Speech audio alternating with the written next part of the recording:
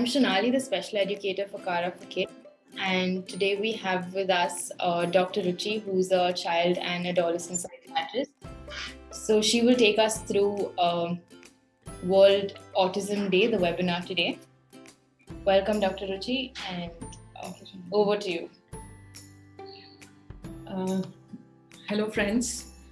Today we are celebrating World Autism Day, and all of us know what is autism.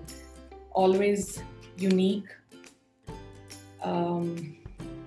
totally intelligent, sometimes mysterious.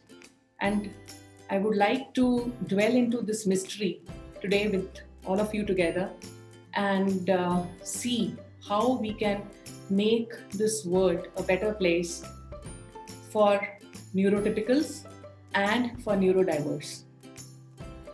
So we'll go through few pictures and I would like you to tell me, or if you could in your mind say aloud that who all these people are and what is common in all these pictures. So I think this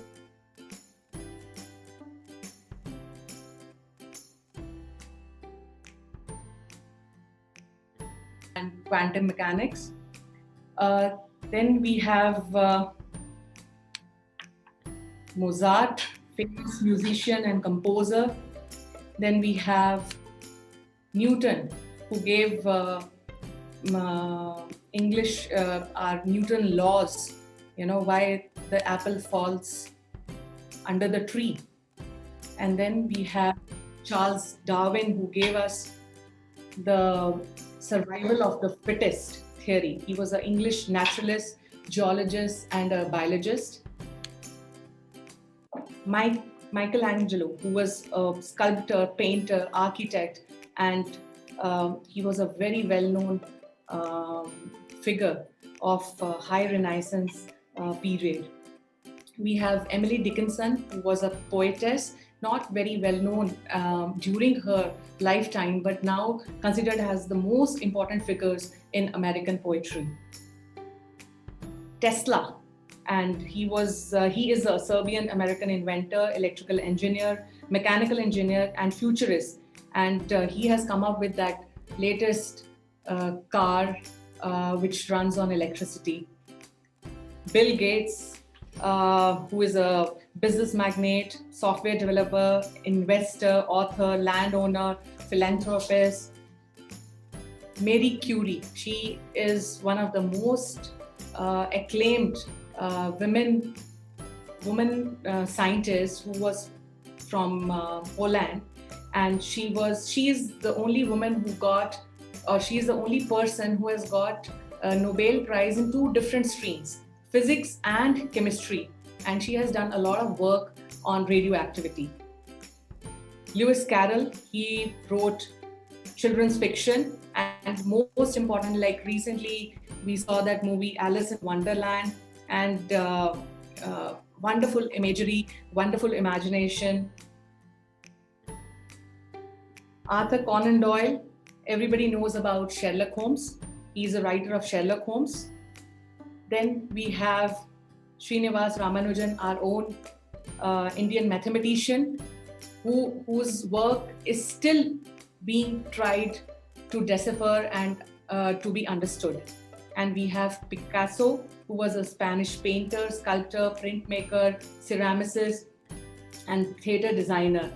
And all these people have one thing in common, that we can say that they were not totally neurotypical, but they all fall as a neurodiverse person. Now we are going to dwell more into that what is neurotypicality and what is neurodiversity.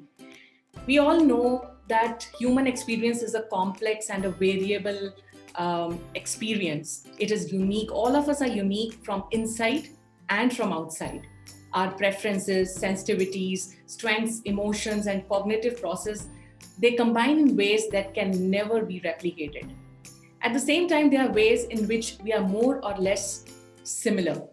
The tension between the sameness and difference may lead us to categorize people.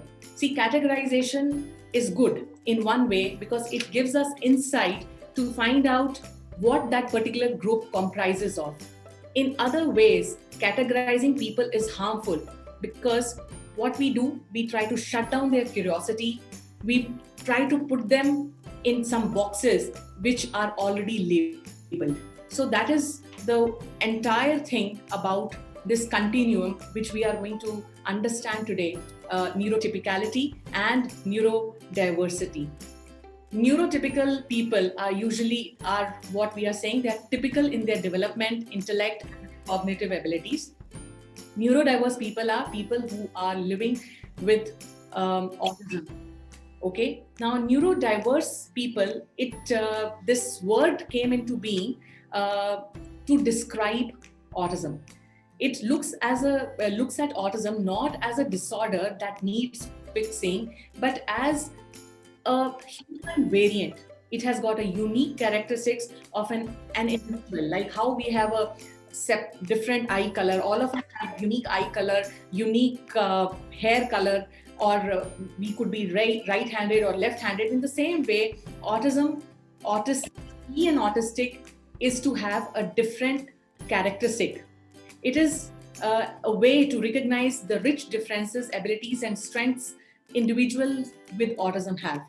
So neurodiverse simply means that brain of a neurodiverse person is wired differently. So what are the characteristics of a neurodiverse person? I didn't want it to give you the symptoms and signs and stuff. So we are trying to categorize people in a very simple way: neurotypical and neurodiverse. So in neurodiversity, what it could be, they could be children who have lack of babbling or pointing by age of 12 months. They have poor eye contact. They have no smiling or social responsiveness. They might not respond to their names.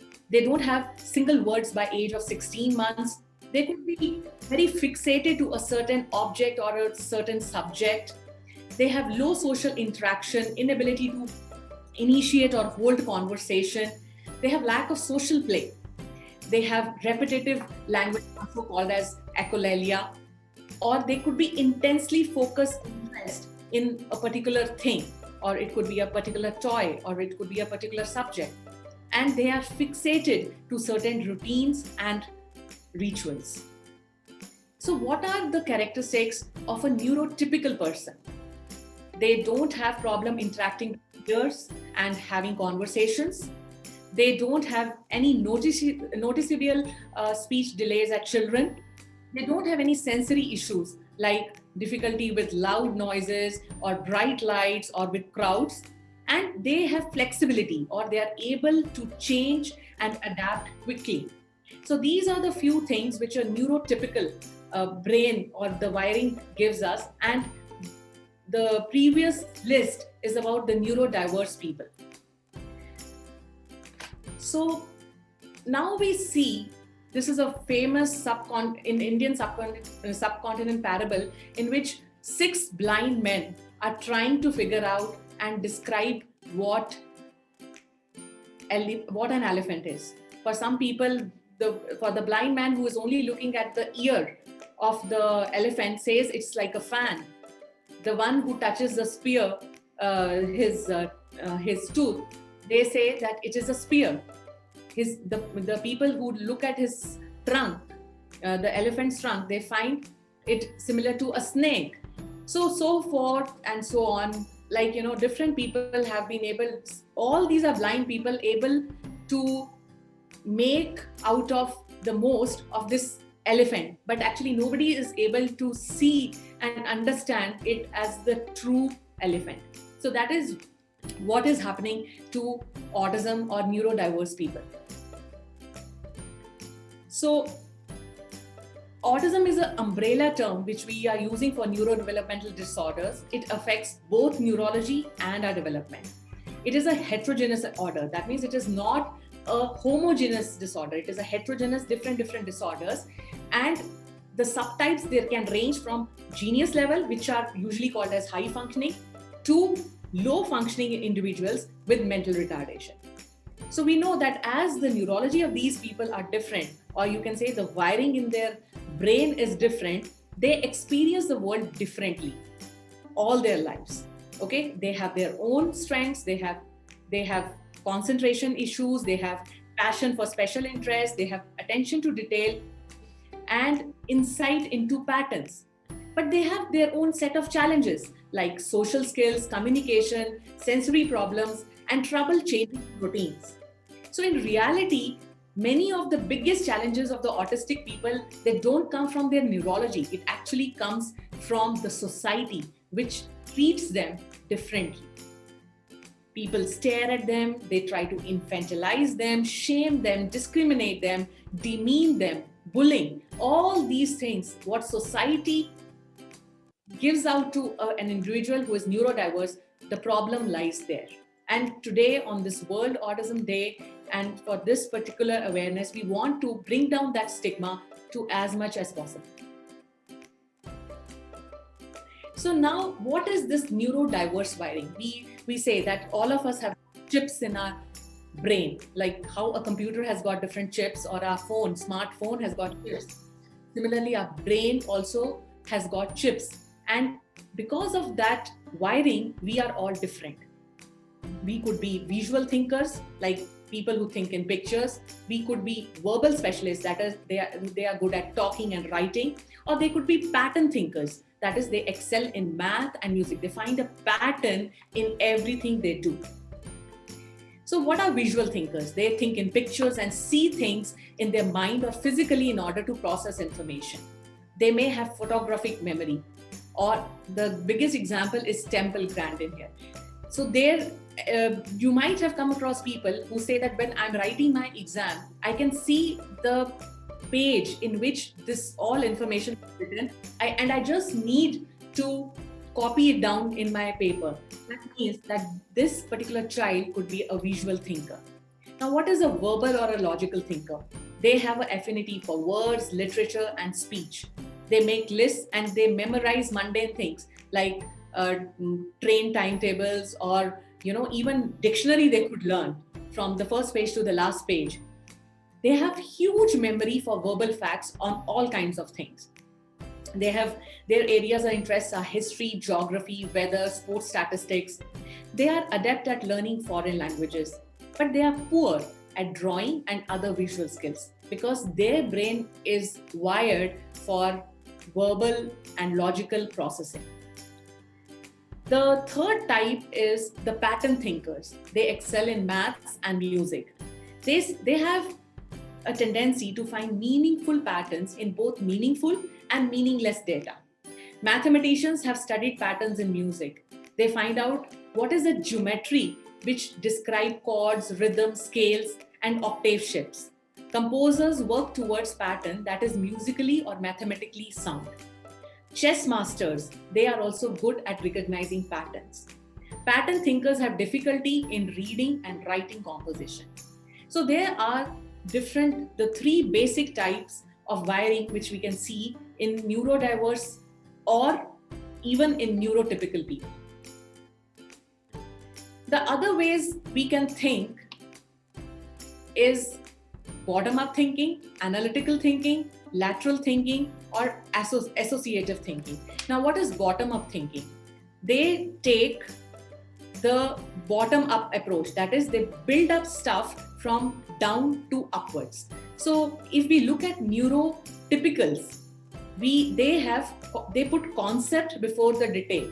They put the concept before the detail. But when we look at neurodiverse, they put the detail in front of concept. So they put the detail before the concept, whereas neurotypicals put the concept before the detail.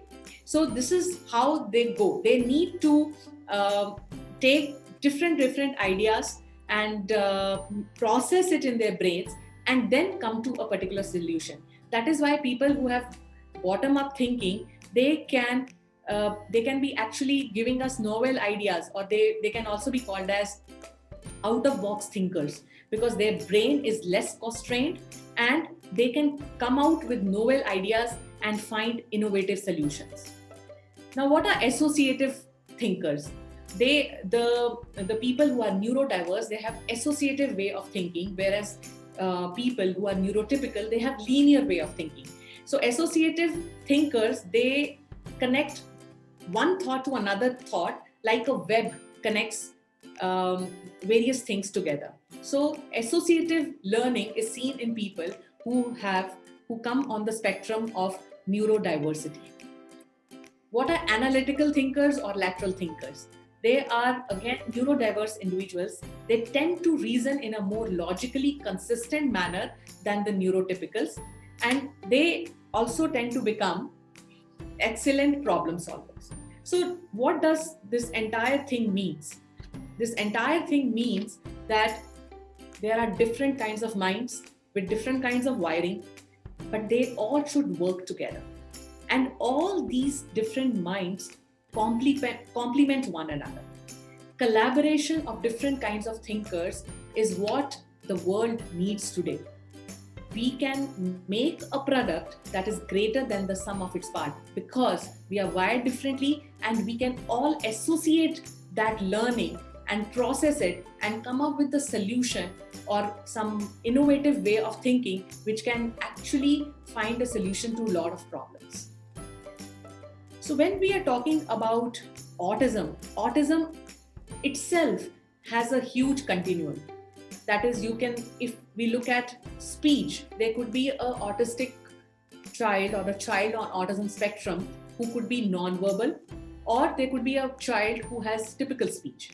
Intelligence, there could be genius levels, or there could be at a mental impairment level, intellectual impairment level. Sensory needs, they could be hyposensitive, or they could be hypersensitive, or avoiders or seekers. Similarly, social skills, they could have poor social skills, or they could have good social skills. Special skills, they could have some special ability, which is also called as a savant skill, or they could be having no special skill, ordinary. So in the autism continuum, we see when we measure the IQ, it could be from severe to gifted. Social emotional interaction, it could be aloof to active but odd. Communication could be non-verbal or it could be verbal. Motor skills could be awkward or it could be agile. Fine motor could be uncoordinated, they could be highly coordinated. Sensory, a person could be hyposensitive and there could be a person who is hypersensitive. So when we look at this high functioning to low functioning continuum, on one side we have classical Asperger's who are considered to be high functioning, verbal thinking people, and they are verbal. They do communicate verbally, but their thinking tends to become more rigid and concrete. But when we talk about non-verbal individuals, they are also sometimes having neurological issues, like they could be epileptic, and they could have had shown some kind of regression in the past. That is, they could have lost their speech when they were 18 to 24 months, and they have got different sensory issues. So there is a lot of sensory mixing and jumbling which happens in the people who are on this part of the continuum. They confuse their sensory inputs from different sensory modalities, and they develop difficulties and oversensitivities in sensory domain. So it is very difficult for us to work with these children who have got high sensory needs or who have high sensory difficulties, because for them, whatever information they are receiving, auditory information, visual information, or from various other sensory modalities, they tend to mix it and they tend to get confused with the input what they are getting.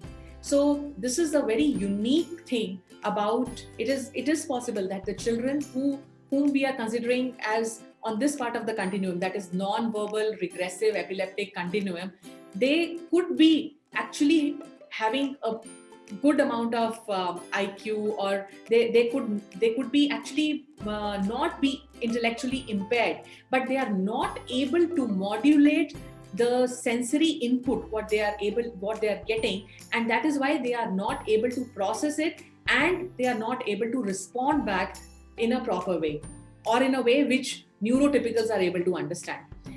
So this is where this continuum leads us to. Now, I would like to tell about Temple Grandin, who is actually supposed and is known as a window to an autistic brain, because she is on autism spectrum disorder, but she is able to understand her strengths and her weaknesses in a profound manner, and she's also able to understand other children who are wired differently, and she's able to give a sensible and proper reasoning as to why those children could be behaving the way they are behaving. And because as neurotypicals, we are looking only at the behavior, but because she is a neurodiverse individual herself, she is able to understand that what is leading to this kind of behavior, what kind of wiring is leading to this kind of behavior. So she has co-authored a dozen books, and she has written a recent book is on autistic brain, thinking across the spectrum, and is a human rights activist, and she is the one who has designed the livestock handling facilities around the world. Over half the cattle in the United States and Canada are handled in facilities of her design, because in her own words she says, "I can see like a cow." Because she's a visual thinker, she's able to understand what a cow or an animal would like to visualize, because animals also think in pictures. Animals also are visual thinkers. So her humane designs have led to reduce stress and suffering in livestock handling. So she has given out like what are the stumbling blocks for learning in an autistic individual. One is they have problem in social interaction. We know so they have difficulty in making friends. So what can be done? We can help them to find a special interest group like scouting, coding classes, etc. If they are not talking, then what can a person do? We can help them to get into ABA kind of therapy, Denver START program, or other evidence-based treatments. And a very consistent therapy, almost for 20 hours a week, can be effective to help these kind of children who are neurodiverse. Behavioral problems. Look for causes which are medical causes or sensory causes, and be aware of manipulation. Have consistent rules at school and home. Provide a safe place and give time for tuning out. If a child has a lot of sensory issues, sensory disorders vary, we know, from mildly irritating to totally debilitating. So there's not a single solution. We can take a help from occupational therapists and try different things to see what works. Bullying. We know that children in inclusion schools and in special schools also can undergo a lot of bullying. So special interest groups, they can provide a real refuge. But if it gets to the point where school no longer works for the child because of excessive bullying, consider virtual schooling, homeschooling, and other options. So how to build the strengths, because all of us are a bundle of our strengths and weaknesses. How we can strengthen our strengths. That is, we know that people with autism have uneven strengths. They may excel in one area, such as art or maths, and they might do poorly in other areas. Because as we have been speaking about, that they are wired differently. If a visual thinker is there, he might do very well in art and design, but might do very poorly in maths and algebra. So the teachers need to tune themselves to the strengths of a child. We know that Temple Grandin, she herself was a mind and a visual thinker, but she had a lot of issues in algebra. So knowing how a child thinks goes a long way towards identifying strengths and encouraging their development. Teachers need to accommodate differences in autistic thinking and sensitivities that threaten their school's performances. Now, what is meta-thinking? Meta-thinking is actually thinking about thinking. So we know, we have already done that a child can think in various ways. They can be pattern thinkers, visual thinkers, verbal thinkers, associative thinkers, or lateral thinkers, or they could be combination of various thinking patterns. So we have to find out that in what way my child learns, what is the approach that works best for my child, and then we have to help the child on that. So now, what is the key to the autism lock? Consistency. Consistency is a key when we are working with problem behaviors. Parents, educators, caregivers, they need to be consistent in dealing with the problem as it occurs and be on the same page as a team about rules and their consequences. Mother of Temple Grandin, Eustacia Cutler, what she said, it takes a village to raise a child. So growing up, even Temple wasn't allowed to watch a television at home in the evening if she had a temper tantrum at school. Temple's mother communicated with her daughter's teachers and was therefore able to follow through on the consequence. Therapy also requires consistency. Parents, grandparents, aides, caregivers, they can all practice the skills and techniques that a therapist works on with a child. We have also come up with a unique parent management training, PMT we call it, parent management training, where parents are equipped with ways and techniques to work at home with the child who could be a neurodiverse child. So what is the involvement and consistency? As we did, communication in the team has to be open, there has to be consistency in the approach, establish rules and follow through on them with consequences, have the full team reinforce the work of the therapist, and think bottom up, because we know that the children on the spectrum think bottom up. They find out if behaviors are caused by any medical problem or a sensory overload. Children act out when they are in pain, stressed, or frightened. So we need to figure out why the child is behaving the way or he or she is behaving. Stretch their limits. This is the most important thing, because we should not contain these children in boxes. We need to help them to stretch their limits and find their wings to fly. We need to improve their social skills. They should learn how to introduce themselves, order at a restaurant, or shake hands. But don't give them surprises. Like today you take them to a restaurant and ask them to give an order, which they can't. First, we have to practice that at home. The child must watch how you do certain things, and then the child can replicate. Building up to learn the life skills. Life skills are the most important things which we need to teach these kids, so that tomorrow they are independent and they have independent living. We need to stretch kids to broaden out their skills and interests. So like example again is of Temple.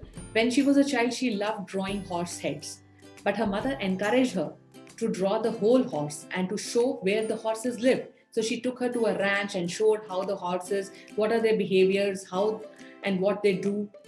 So in similar way, for other type of thinkers, like for a pattern thinker or for a verbal thinker, we have to broaden their horizons.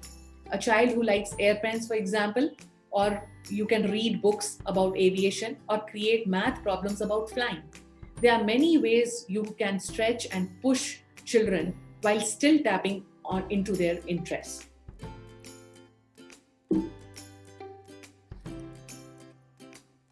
Teaching life skills, you have to give choices.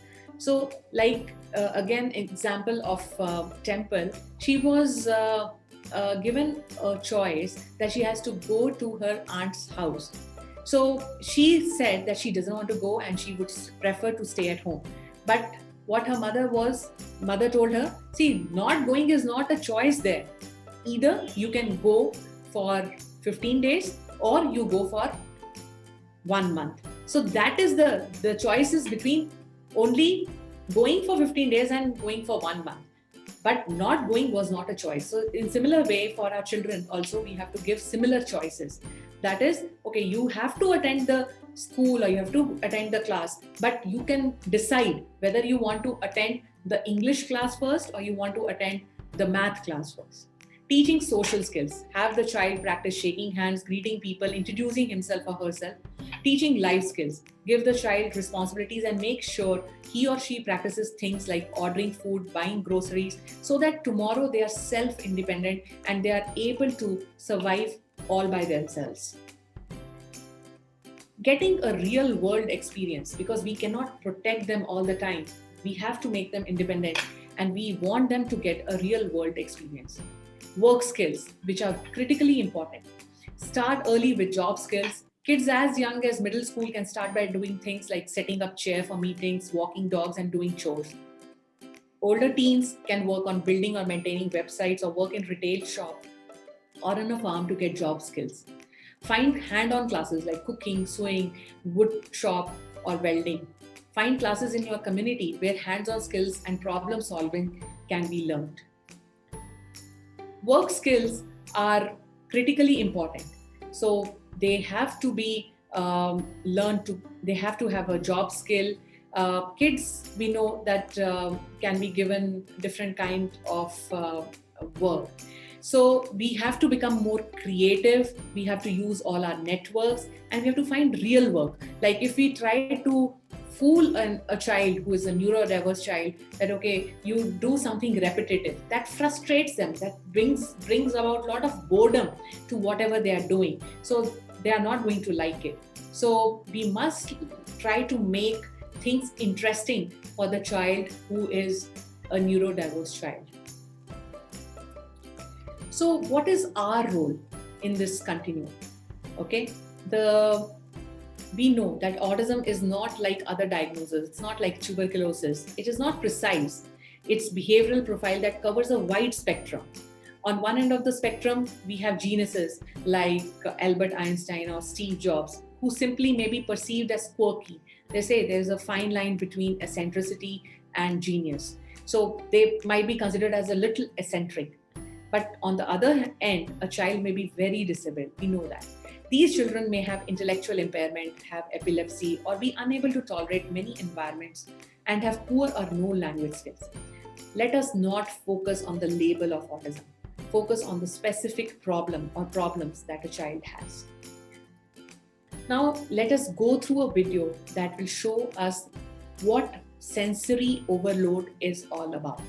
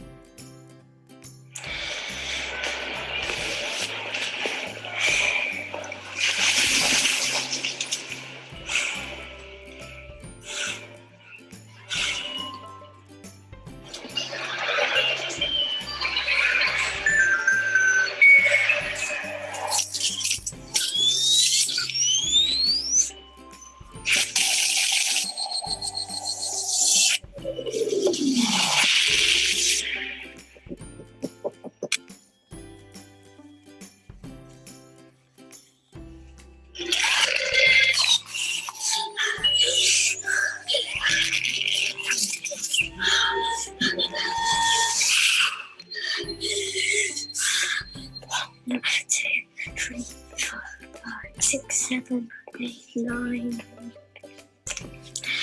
Take my hand.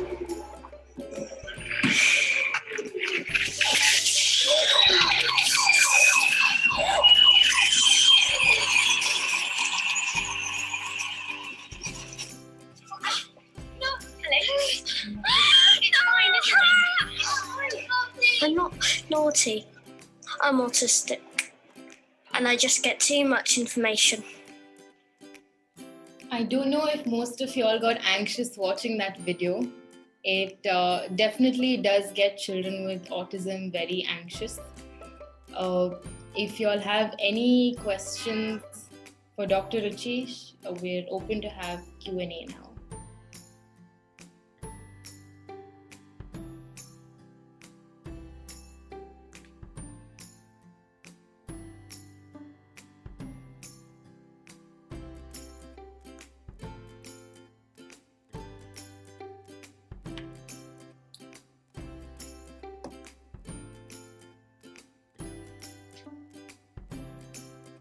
You could either drop us a message or you could ask us a question.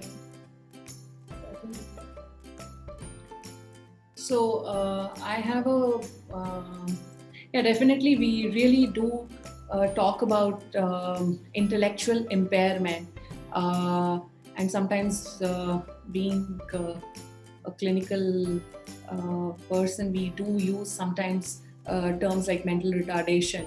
But this is what the autism spectrum is all about. When we talk about from neurotypicality to neurodiversity, we have a huge we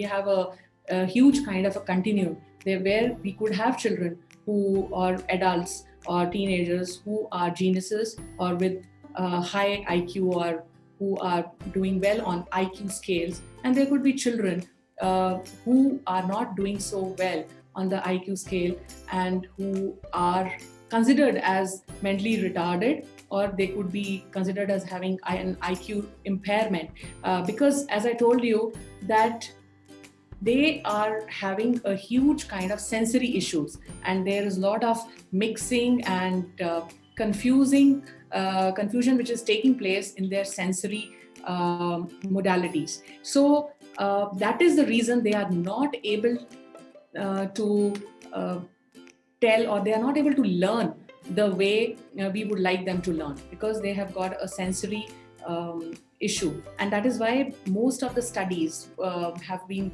not been able to understand the intellectual impairment or the intellectual capabilities of children who have huge sensory related issues.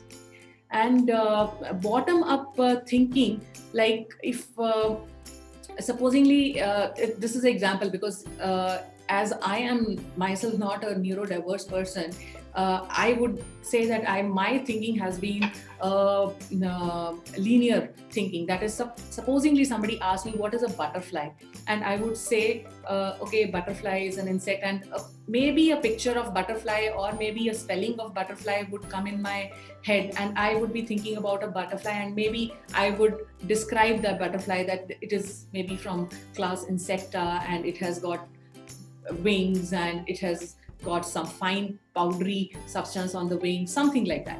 But when we talk about like Temple Grandin, she has given an example of if somebody would ask her what is a butterfly, or she's discussing with somebody butterflies, she is going to she has explained it that for her the bottom up thinking is that the earliest picture which will pop into her head would be when she was a small little girl and she would have seen butterflies in her backyard, and then it would be maybe a painting of a butterfly which she would have which would have caught her attention, and then it could be even a chicken piece or any food thing which could be cut out in the form of a butterfly. So that is why what she has tried to explain, that there could be children, like if you are talking about them, talking with them about butterflies, suddenly pops out chicken. And as a neurotypical person, I would say, my God, why this how come this chicken has come in the picture? But I won't be knowing that last evening or few days back the child had a piece of chicken which was almost in the form of a butterfly. So this is an example of bottom up thinking.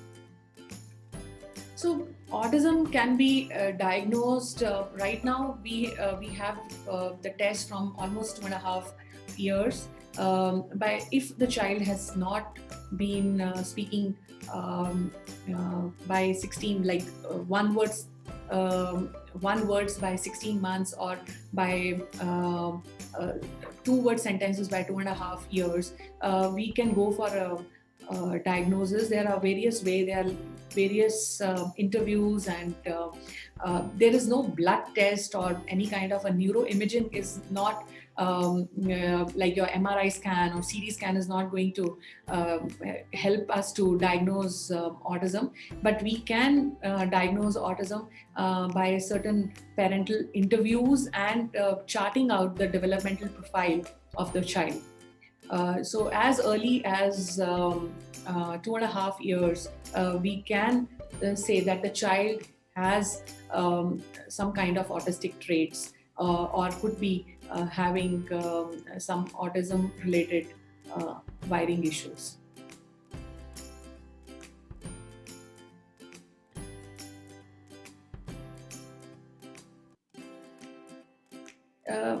To get a diagnosis of autism is a very, I would say it is a very overwhelming kind of a diagnosis for a parent, because even though how much we do discuss that it is just a different kind of wiring, to get that diagnosis of autism plays a havoc, I would say, on the mind of parents. But we know that all of us are different. We are all unique. The only thing is that we need to understand that where are the strengths and where are the weaknesses of our child, and try to work around them. So once we have worked on the list of, you can say, we have listed out the weaknesses and strengths, and then I would say that we can take help of schools, we can take help of therapists, and we can work for the benefit of the child.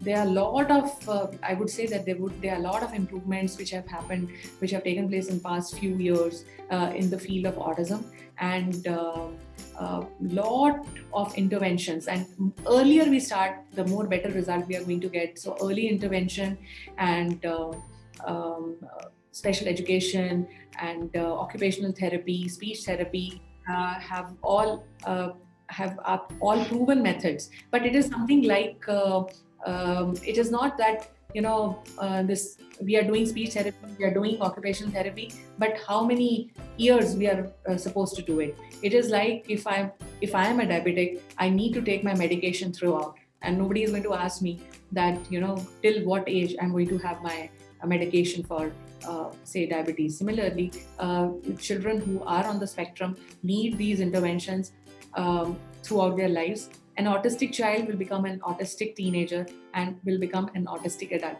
There is something, it is not that autism is just going to disappear from their life. Autism is the way they are there. It is the way they are wired, and it is going to stay. The only thing is we have to understand that how this wiring can be used in the most effective and to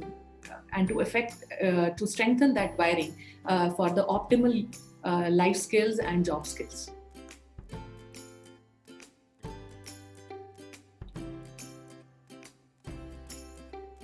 Calming a child during classes and outside, calming means that the child is having some behavioral issues. So if the child, and whether it is concrete and verbal thinking, or it is sensory sensory overload, both the things are they come out in the open in a child as a behavior. So parent management training, and maybe to be on the same page, as we said, as we spoke about consistency in behavior, that would be the most important thing when we have to deal with behaviors. See, in my experience, what I have understood is that most of the children, they have a capability and a capacity to learn, but it is their behaviors which come in way. Their behaviors could be, as I told earlier, it could be because of their concrete thinking or a very rigid kind of a thinking, or it could be because of the mixing of their sensory issues. So in both the places, in both the aspects, we really need to figure out how we have to help the behaviors, not and by understanding the root cause of the behavior, whether the behaviors are coming out because of the sensory issues, or if they are coming from the rigid and concrete thinking. And by taking help in these areas, how to help them with their behaviors is something which can take them a long way.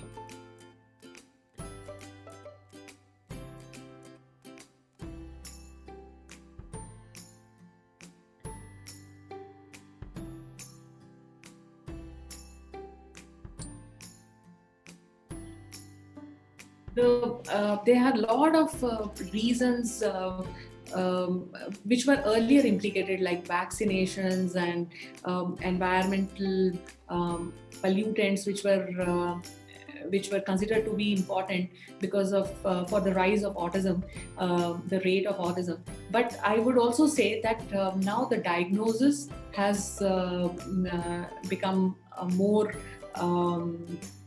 We have become more apt in diagnosing autism, and the other thing is that we are able to understand that there is some kind of an issue, and we want to do something about that issue from early childhood. See, in many of the families, if a child has not spoken till 3 years of age or maybe 4 years of age, they would say, no, his father also spoke late, or he had an uncle who spoke late, so it is okay. But now when the child is not babbling, or the child is not having two-word sentences, or the child has been talking and suddenly stopped talking, the parents will get into action. They will try to find out that what could be the reason, and if the child needs any kind of intervention or any kind of help, they would come forward and take it, so that the child is able to develop in a normal way.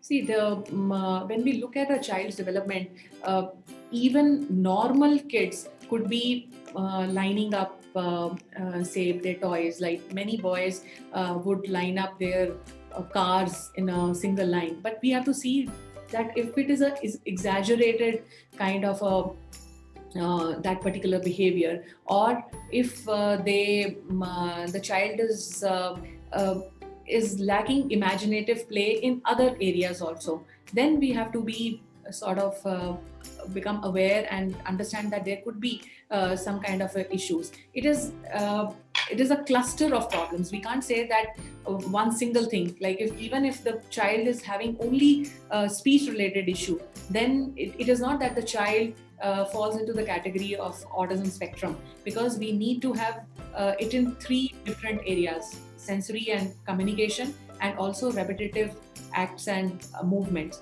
So if in all the areas there are certain symptoms or certain signs which we can see, then we would say that okay, the child is falling on the spectrum. So because as the idea of this neurotypical and neurodiverse was that all of us are having few autistic traits. Okay, we are all on the continuum. The only thing is that okay, how much degree are we exhibiting those particular characteristics? I think this is going to be our last question for today. If there are any other questions, you could email it to us.